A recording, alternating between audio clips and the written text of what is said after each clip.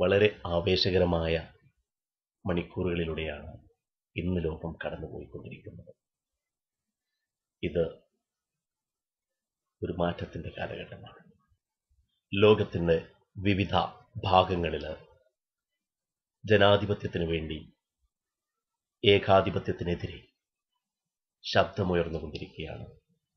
മധ്യപൂർവ ഏഷ്യയിലും African വൻകരയിൽ പലയിടങ്ങളിലും വരാനിരിക്കുന്ന നാളുകളിൽ ഉണ്ടാകുന്ന മാറ്റങ്ങൾ തീർച്ചയായും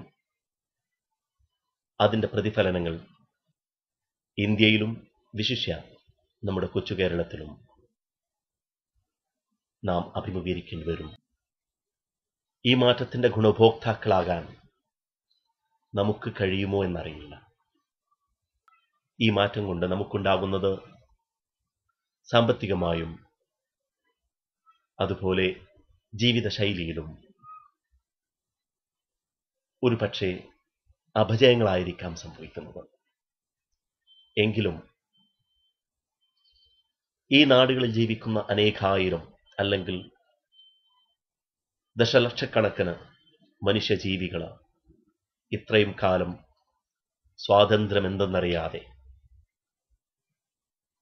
സ്വാതന്ത്ര്യത്തിൻ്റെ മാധുര്യമറിയാതെ അടിമത്തം അടിച്ചേൽപ്പിക്കപ്പെട്ട ഒരു വിഭാഗമായി കഴിഞ്ഞുകൂടുകയായിരുന്നു. അതിൽ നിന്ന് അവരുടെ മോചനം അത് നാം ആഗ്രഹിക്കുന്നു. അവരോടുകൂടെ ആ പരിശ്രമങ്ങളിൽ ഐക്യദാർഢ്യം പ്രകടിപ്പിക്കാൻ ഈ കൊച്ചു കേരളത്തിലെ ജനവിഭാഗങ്ങൾക്കും കഴിയണം. അതിൽ നമുക്കുണ്ടാവുന്ന കൊച്ചു കൊച്ചു നഷ്ടങ്ങൾ അവഗണിച്ചുകൊണ്ട് തന്നെ ഈ മാറ്റത്തിന് സകലവിധ പിന്തുണയും നമ്മുടെ ഭാഗത്ത് നിന്ന് ഉണ്ടാകും, ഉണ്ടായേ പറ്റൂ. ദൈവം എല്ലാവരെയും സമന്മാരായി സൃഷ്ടിച്ചു. എല്ലാവർക്കും സ്വാതന്ത്ര്യം സമ്മാനമായി നൽകി. പക്ഷേ ആ സ്വാതന്ത്ര്യം നഷ്ടപ്പെട്ടു പോയെങ്കിൽ അതിന് നമ്മൾ തന്നെയാണ് ഉത്തരവാദികൾ. ദൈവം കനിഞ്ഞേൽകിയ സ്വാതന്ത്ര്യം മതങ്ങൾ നമുക്ക് നൽകിയ വിശ്വാസപരമായും സാമൂഹികമായും സാമ്പത്തികമായും ഉള്ള സ്വാതന്ത്ര്യം അത് അങ്കുലി പരിമിതങ്ങളായ ഏതാനും വ്യക്തികൾ നമ്മിൽ നിന്ന് തട്ടിയെടുക്കുകയും ഒരു വിഭാഗം മാത്രം ഭരിക്കാനും നിയന്ത്രിക്കാനും മേൽക്കോയ്മ അടിച്ചേൽപ്പിക്കാനും മുതിരുന്നെങ്കിൽ അത് സ്വാതന്ത്ര്യത്തിന് നേരെ, മനുഷ്യന്റെ അടിസ്ഥാനപരമായ സ്വാതന്ത്ര്യത്തിന് നേരെ, മതങ്ങൾ നൽകുന്ന സ്വാതന്ത്ര്യത്തിന് നേരെ, ഈ സമൂഹമൊന്നായി കാക്ഷിക്കുന്ന സ്വാതന്ത്ര്യത്തിന് നേരെയുള്ള വെല്ലുവിളിയാണ്. എന്തുകൊണ്ടും അത് ചെറുത്ത് തോൽപ്പിച്ചേ പറ്റൂ. ഈജിപ്തിലും മൊറോക്കോയിലും ലിബിയയിലും അൾജീരിയയിലും സൗദിയിലും Bahrain, Syria, Jordan, Yemen, Iraq എന്നുവേണ്ട മധ്യപൂർവ ഏഷ്യയിലെ മിക്ക മുസ്ലിം രാജ്യങ്ങളിലും ഇന്ന് നാം കണ്ടുകൊണ്ടിരിക്കുന്ന ഈ ഉയിർത്തെഴുന്നേൽപ്പ് അത് അവർക്കവരുടെ വിശ്വാസം കാലാകാലങ്ങളായി നൽകിയിരുന്ന സ്വാതന്ത്ര്യം അതിൻ്റെ തിരിച്ചറിവാണ്. അവർ വിശ്വസിക്കുന്ന മതമൂല്യങ്ങൾ സ്വാതന്ത്ര്യത്തിന് എത്രമാത്രം വില കൽപ്പിക്കുന്നു എന്ന് മനസ്സിലാക്കുകയും അതിനുവേണ്ടിയുള്ള കൂട്ടായ പരിശ്രമങ്ങളുമാണ് ഇന്ന് നാം അറബ് മുസ്ലിം രാജ്യങ്ങളിൽ തെരുവീതികളിൽ കണ്ടുകൊണ്ടിരിക്കുന്നത്. ഈ സമരങ്ങൾ ഇവിടം കൊണ്ട് അവസാനിക്കുന്നില്ല. ഇത് ഏതെങ്കിലും ഏകാധിപതികൾ ഭരണം നടത്തിക്കൊണ്ടിരിക്കുന്ന രാജ്യങ്ങളിൽ മാത്രം അവസാനിക്കേണ്ടുന്ന ഒരു തരംഗമല്ല, മറിച്ച് ഈ മാറ്റത്തിൻ്റെ കാറ്റൊലി, ഈ മാറ്റത്തിൻ്റെ കാറ്റ് അതിർവരമ്പുകളെ വിട്ടുകൊണ്ട് എല്ലായിടങ്ങളിലും ചെന്നെത്തുകയും ഇതൊരു വലിയ ആഗോള വിപ്ലവമായി തീരുകയും ചെയ്യും എന്ന് ഉറച്ചു വിശ്വസിക്കുന്നവരാണ് ഞാൻ. എന്തുകൊണ്ടും പ്രത്യേകിച്ച് ഇന്നത്തെ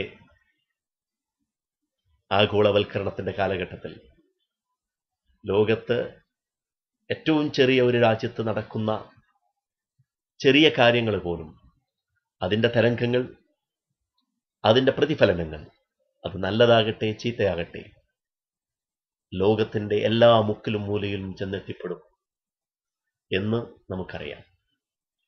ഇന്ന് ഗൾഫ് രാജ്യങ്ങളിൽ നടന്നുകൊണ്ടിരിക്കുന്ന ഈ സമരങ്ങൾ അത് അവിടം കൊണ്ട് അവസാനിക്കുന്നില്ല. ഈ സമരവീര്യം അത് നാം ഉൾക്കൊള്ളുന്നു. അത് അതിൻ്റെ പ്രതിഫലനങ്ങൾ അല്ലെങ്കിൽ തത്തുല്യമായ വിപ്ലവകരമായ മാറ്റങ്ങൾ, ആ വിപ്ലവ ഉന്മേഷം നമ്മുടെ സിരകളിലൂടെയും ഒഴുകണം. കാരണം ഒരുപക്ഷേ നിങ്ങൾ ചിന്തിക്കുന്നുണ്ടാവാം, സ്വാതന്ത്ര്യം വളരെയധികം ആസ്വദിക്കുന്ന 1947 ബ്രിട്ടീഷുകാരൻ്റെ കരാള ഹസ്തങ്ങളിൽ നിന്ന് നമ്മുടെ രാജ്യം സ്വാതന്ത്ര്യം പിടിച്ചു വാങ്ങിയ നാളുതൊട്ട് വളരെ സുലഭമായി നാം അനുഭവിച്ചുകൊണ്ടിരിക്കുന്ന ഒരു വിഭവമാണ് സ്വാതന്ത്ര്യമെന്ന് നാം ധരിച്ചിരിക്കുന്നു. സത്യമാണ്, ഈ നാട് മറ്റു വലിയ വലിയ ഇന്ന് സ്വാതന്ത്ര്യത്തിൻ്റെയും മതേതരത്വത്തിൻ്റെയും ജനാധിപത്യത്തിൻ്റെയും പേരിൽ അഭിമാനവും ഹുങ്കും കൊള്ളുന്ന ഒരുപാട് പാശ്ചാത്യൻ രാജ്യങ്ങളെ കളക്ക് ഉപരി എന്തുകൊണ്ടും സ്വാതന്ത്ര്യത്തിലും ജനാധിപത്യ മൂല്യങ്ങളിലും മതേതര തത്വങ്ങളിലും ഉയർന്നു നിൽക്കുന്ന രാജ്യം ഈ മഹത്തായ ഭാരതം തന്നെയാണ് എന്നത് നഗ്നമായ സത്യമാണ്.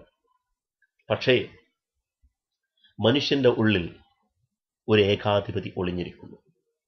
അവസരം കിട്ടുമ്പോൾ ആ കാട്ടാളൻ, അതല്ലെങ്കിൽ ആ സാത്താൻ പുറത്തു കടക്കും.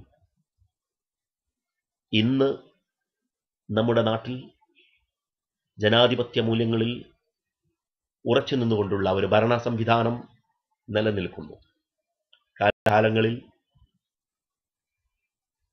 ഏറെക്കുറെ കുറ്റമറ്റ രീതിയിലുള്ള തിരഞ്ഞെടുപ്പുകളിലൂടെ നാം നമ്മുടെ ഭരണാധികാരികളെ കണ്ടെത്തുകയും അങ്ങ് താഴേക്കിട മുതൽ മുകളിൽ കേന്ദ്രഭരണം വരെ ജനാധിപത്യ രീതിയിൽ തന്നെ നാം ഭരണാധികാരികളെ തിരഞ്ഞെടുക്കുകയും രാഷ്ട്രത്തെ മുന്നോട്ട് കൊണ്ടുപോവുകയും ചെയ്യുന്നു. എന്നാൽ ഇന്ന് നമ്മുടെ നാട്ടിൽ നിലനിൽക്കുന്ന രാഷ്ട്രീയ സംവിധാനങ്ങൾ അവ കുറ്റമറ്റതാണ് എന്ന് പറയാൻ നമുക്കാവില്ല. തീർച്ചയായും നാം തിരഞ്ഞെടുക്കുന്നത് വ്യക്തികളെയല്ല. വ്യക്തികൾക്ക് വേണ്ടി വോട്ട് നൽകിയ വ്യക്തികളെയാണ് നാം തിരഞ്ഞെടുക്കുന്നതെങ്കിലും ആ വ്യക്തികളെ നമ്മുടെ മുമ്പിൽ സ്ഥാനാർത്ഥികളായി